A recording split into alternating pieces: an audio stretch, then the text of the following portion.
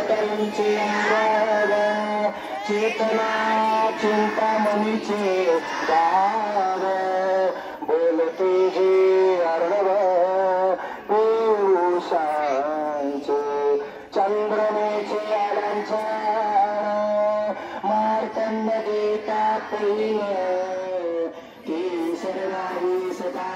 सचिन सोयरे होतो चला कल्पतरूंचे आरव किंबहुना सर्व सुखी पूर्ण होऊन तो होतो भजिजो आज पुरखे अखंडित आणि ग्रंथोपजीवी